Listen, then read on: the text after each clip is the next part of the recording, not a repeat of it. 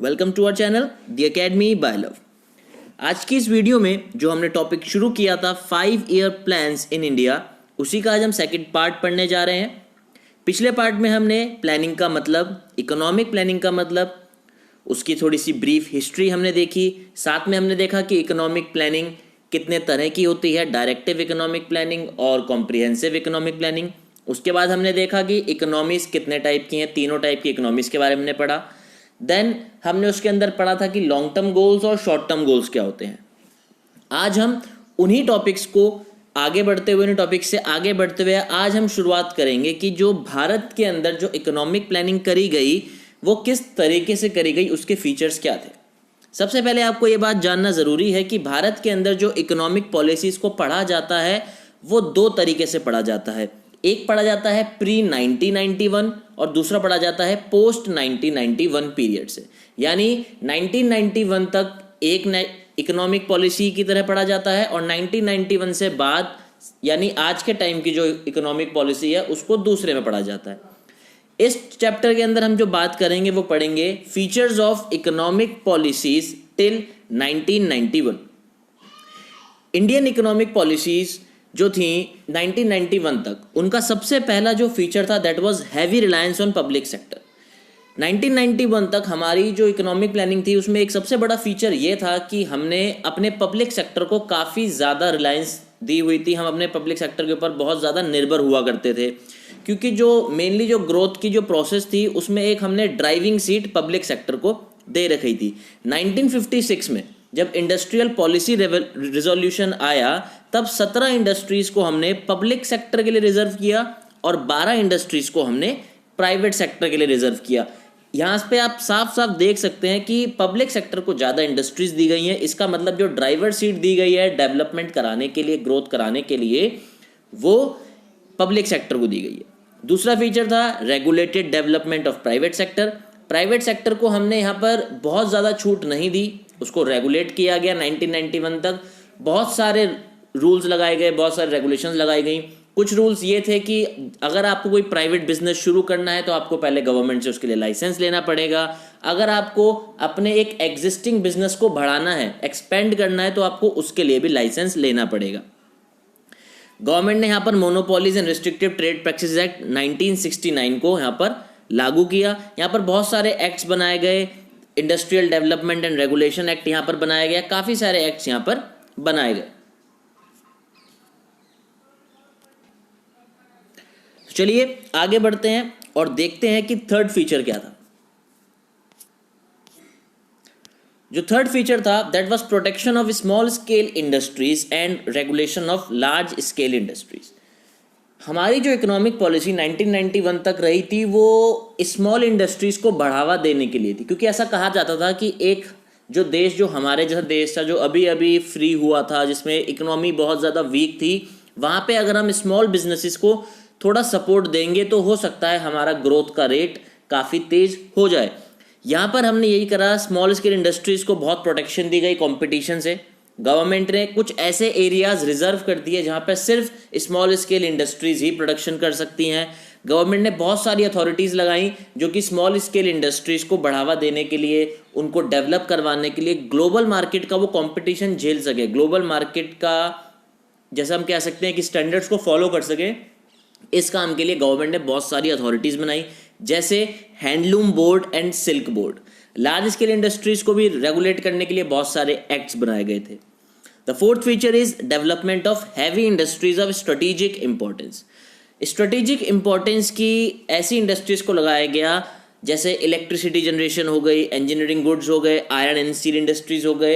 ये कुछ ऐसी इंडस्ट्रीज़ थी जो हमारी कंट्री की ग्रोथ और डेवलपमेंट के लिए काफ़ी इंपॉर्टेंट आइडेंटिफाई करी गई। तो ऐसी इंडस्ट्रीज़ को लगाने के लिए गवर्नमेंट ने बहुत ज़्यादा जोर दिया 1991 तक की अपनी इकोनॉमिक पॉलिसीज़ के अंदर। Another one is focus on saving and investment. Government को ये पता था कि किसी भी इकोनॉमी को डेवलप कराने के लिए सेविंग और इन्वेस्टमेंट ऐसे दो कंपोनेंट्स हैं जो काफ़ी ज़्यादा इंपॉर्टेंट है। तो किसी भी इकोनॉमिक ग्रोथ के लिए saving and investment are most important.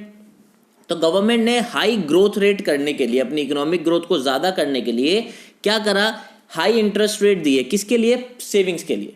Government ने यह कहा कि हाई इंटरेस्ट रेट अगर हम देंगे तो उसे सेविंग्स प्रमोट होंगी, तो वो किया गया। और इन्वेस्टमेंट के लिए डिफरेंट तरीके की सब्सिडीज भी दी गई ताकि कंट्री के अंदर इन्वेस्टमेंट हो और इन्वेस्टमेंट से इनकम जनरेट हो सके ताकि हमारी कंट्री थोड़ी डेवलप कर सके। The another one is import substitution. ये एक ऐसी पॉलिसी है जो हमारी इकोनॉमिक पॉलिसी का हम कह सकते हैं कि ज्वेल है।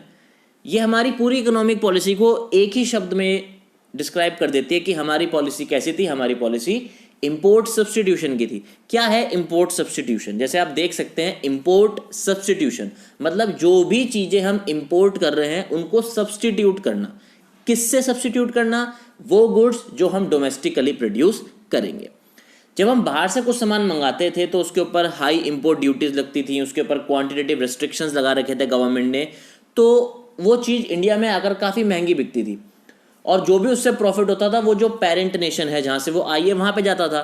तो इंडियन गवर्नमेंट ने इसको सॉल्व करने के लिए एक पॉलिसी अपनाई ताकि जो डोमेस्टिक प्रोड्यूसर्स हैं उनको बाहर की चीज़ों का जो कंपटीशन है वो फेस ना करना पड़े, और इसीलिए यहाँ पर इंपोर्ट सब्स्टिट्यूशन की पॉलिसी लगाई गई कि वो सारी चीज़ें जो हम इंपोर्ट करते हैं अब क्यों ना उन्हें भारत के अंदर ही बनाया जाए। इसीलिए हमारी कंट्री 1991 तक एक क्लोज्ड इकोनॉमी की तरह डिस्क्राइब करी जाती है। जो मेन गोल था इंपोर्ट सब्स्टिट्यूशन का, that was to make India self sufficient. I hope आपको यहां तक समझ में आ रहा होगा। Next, restrictions on foreign capital. Government ने foreign exchange regulation act FERA लगाया। फेरा के अंतर्गत ये किया गया कि जितना भी फॉरेन डायरेक्ट इन्वेस्टमेंट भारत के अंदर होगा, एफडीआई भारत के अंदर होगी, वो गवर्नमेंट के द्वारा कंट्रोल की जाएगी और रेगुलेट करी जाएगी। इसका एक कारण यह था कि गवर्नमेंट नहीं चाहती थी कि भारत के अंदर जो मीन्स ऑफ प्रोडक्शन है वो किसी दूसरी कंट्री की कोई कंपनी ओन करे। इसलिए गवर्नमेंट ने यहाँ पर फॉरेन लोन्स को ज़्यादा अहमियत दी, ना कि फॉरेन इन्वेस्टमेंट को। गवर्नमेंट ने लोन्स को लेना प्रेफरेबल समझा और इन्वेस्टमेंट को उन्होंने फिलहाल थोड़े टाइम के लिए बंद रखा ताकि जो डोमेस्टिक इकोनॉमी के ऊपर जो कंट्रोल है वो फॉरेन इन्वेस्टर्स के हाथ में ना चला जाए। जैसा कि 1965 में हमने देखा कि जब यूएसए ने फूड ग्रेन्स के चलते हमें क्या करा, थ्रेट करा था कि वो फूड ग्रेन की सप्लाई बंद कर देंगे, तो इसी डर के कारण हमने अपनी इकोनॉमी को फॉरेन डायरेक्ट इन्वेस्टमेंट के हाथ में नहीं दिया। Now 8, centralised planning. जो हमारी पूरी 1991 तक की प्लानिंग रही थी that was all centralised, which means that overall strategy of growth at the state level did not contradict with the overall strategy of growth as led by the government under 5-year plans. जो भी strategy बनाएंगी states, वो government के द्वारा, central government के जो plans हैं उनके अकॉर्डेंस में ही बनाएंगे, उनसे अलग नहीं बना सकते। स्टेट को ये कहा गया कि जो मेन जो इकोनॉमिक प्लानिंग है उसका जो मेन रिस्पॉन्सिबिलिटी है that is in the hands of central government. तो जो भी सेंट्रल गवर्नमेंट डिसाइड करेगी आपको उसी के अकॉर्डिंग अपनी पॉलिसीज को बनाना होगा अपने स्टेट की। तो यहाँ पर ये दिखाया जा रहा है कि जो 1991 तक की प्लानिंग थी that was all centralised. Now ये हमने फीचर्स तो पढ़ लिया, हम देखते हैं कि 1991 तक और उसके बाद की जो प्लानिंग है वो कितनी इंडिया के अंदर सक्सेसफुल रही है। सबसे पहला, इंक्रीज इन नेशनल इनकम। आप अपने सामने पिक्चर में देख सकते हैं कि जो फर्स्ट प्लान के अंदर जो हमारा ग्रोथ रेट था नेशनल इनकम का इन परसेंटेज, जिसमें बेस ईयर हमने 2011 और 12 को लिया हुआ है, फर्स्ट प्लान के अकॉर्डिंग हमारी इनकम 4.6% पर ग्रोथ कर रही थी, सेकेंड प्लान में 4.1। ऐसे करते करते हम जब 10th प्लान पर आए तब हमने अपना हाईएस्ट पीक को स्ट्राइक किया, वी वर एट 7.6%। लेकिन उसके बाद से हमारी जो ग्रोथ रेट है नेशनल इनकम की वो थोड़ी गिरी है और 12th प्लान के में हम 6.7% पे अपनी इनकम को ग्रोथ करवा रहे थे। दूसरा, increase in per capita income. Per capita income में भी हमारे यहाँ इंक्रीज हुआ है। फर्स्ट प्लान में 2.7% थी और लास्ट प्लान तक आते आते 2016-17 तक आते आते it was about 5 to 7% per annum. Rise in saving and expenditure, 50-51 में सेविंग का रेट 9.5 था, 2015-16 में इट हैज़ इंक्रीज टू 32.3%। वहीं 11th प्लान के एंड तक सेविंग हमारी सिर्फ 31% ही थी। रेट ऑफ इन्वेस्टमेंट भी हमारा 9% से 33.3% तक बढ़ गया है 2016 में। आप ये डाटा यहाँ से नोट कर सकते हैं। इंस्टीट्यूशनल एंड टेक्निकल चेंज, हमारे यहाँ पे डिफरेंट डिफरेंट इंस्टीट्यूशंस खोले गए, डिफरेंट डिफरेंट ऐसे इंस्टीट्यूशंस जो किसी भी काम के नहीं थे उनको हटाया गया, टेक्निकल चेंज किया गया, टेक्नोलॉजिकल एडवांसमेंट्स की गई। जो इंटरमीडियरीज थी टिलर्स ऑफ सॉइल के बीच में और ओनर्स ऑफ सॉइल के बीच में, स्टेट के बीच में, जैसे कि ज़मींदारी सिस्टम, इनको ख़त्म किया गया। जो रेंट्स थे उनको रेगुलेट किया गया। न्यू टेक्नोलॉजी भारत के अंदर लाई गई, HYV सीड्स लाए गए। लैंड होल्डिंग्स का जो डिस्ट्रीब्यूशन था उसको ठीक किया गया। फार्मर्स को नई मशीन्स से इंट्रोड्यूस कराया गया, थ्रेशर्स, हार्वेस्टर, ट्रैक्टर्स, ये सारी चीज़ें यहाँ पर करी गई। और क्या सक्सेस मिली हमें? हमारी इंडस्ट्री काफ़ी ग्रो करी, काफ़ी डाइवर्सिफाई हुई। ग्रो मतलब हमारी इंडस्ट्रीज काफ़ी बड़ी, और डाइवर्सिफिकेशन का मतलब है कि हम डिफरेंट डिफरेंट एरियाज तक अपनी इंडस्ट्रीज को फैलाया। जो डिफरेंट डिफरेंट टाइप्स की इंडस्ट्रीज होती है वो हमारे भारत में लगनी शुरू हुई।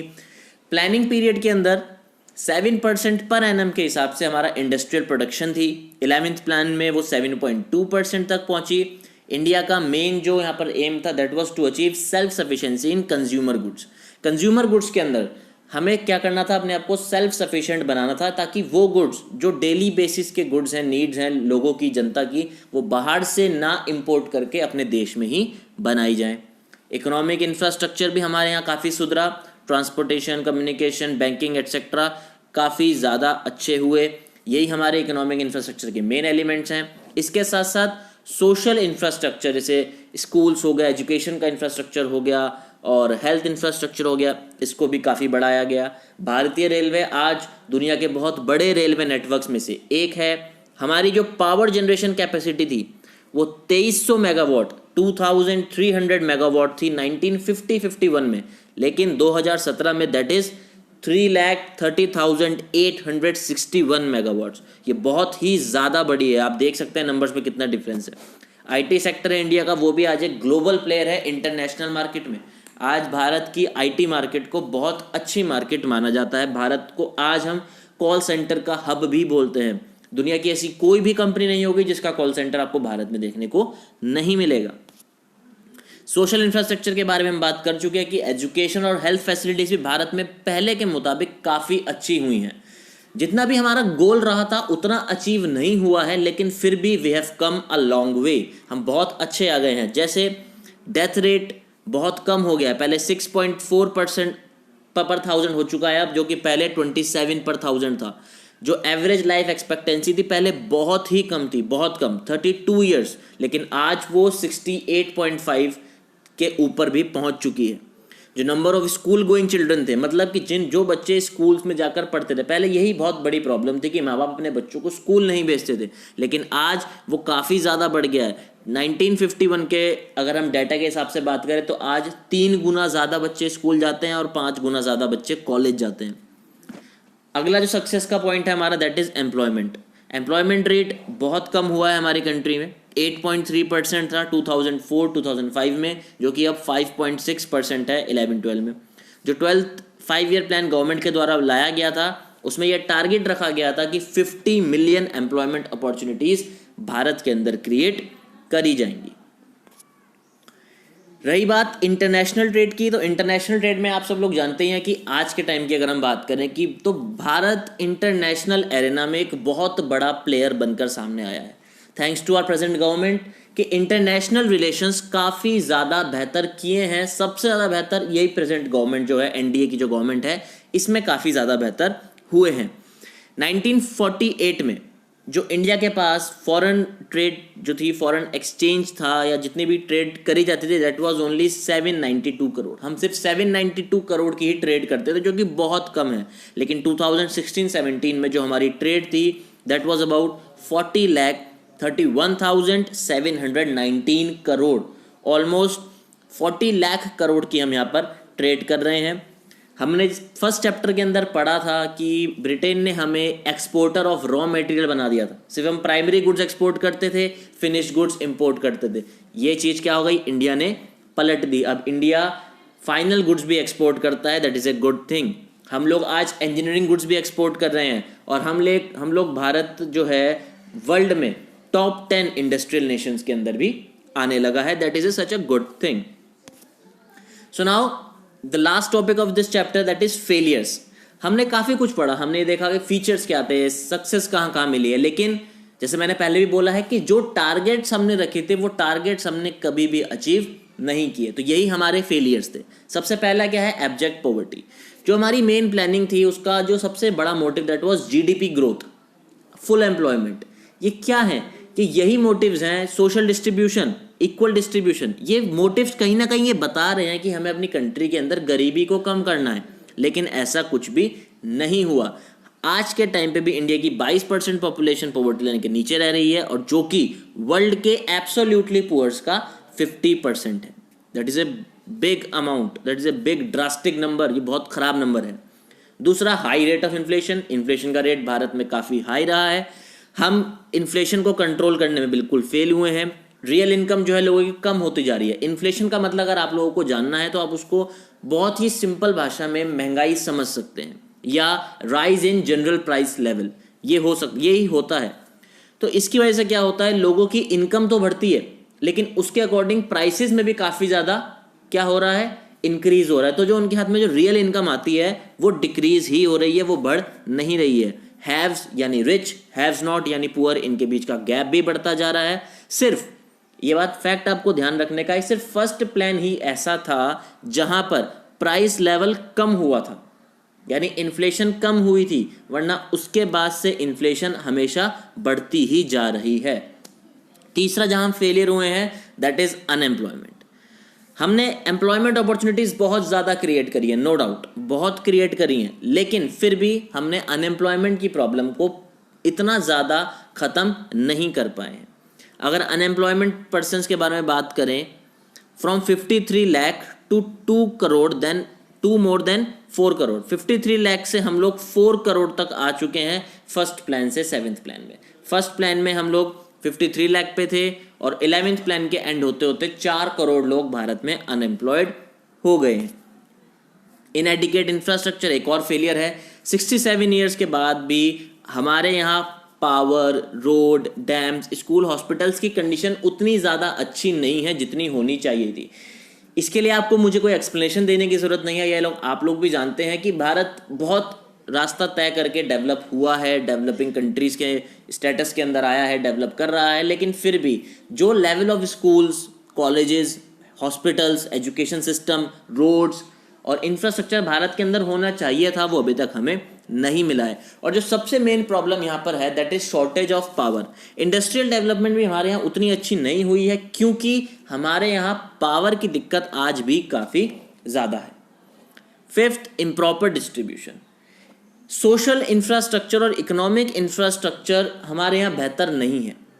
उसी का कारण यह है कि सोशल और इकोनॉमिक इनइक्वालिटीज़ भी भारत में काफ़ी ज़्यादा हैं। Different sections different benefits enjoy करते हैं। ज़्यादातर बेनिफिट्स कुछ ही लोगों के पास जाता है, जिनको हम हैव्स बोलते हैं, जिनको हम रिच बोलते हैं, उनके पास ज़्यादा बेनिफिट जाते हैं, और जो हैव्स नॉट हैं, जो पुअर हैं, उनके पास कम बेनिफिट जाते हैं। और ये सबसे बड़ा फेलियर है इंडियन प्लानिंग का। This has forced the government to offer reservations in job to economically and socially weaker section।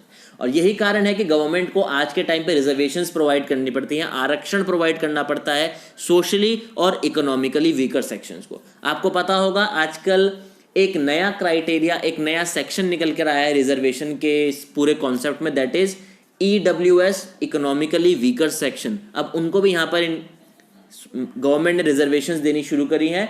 That is necessary.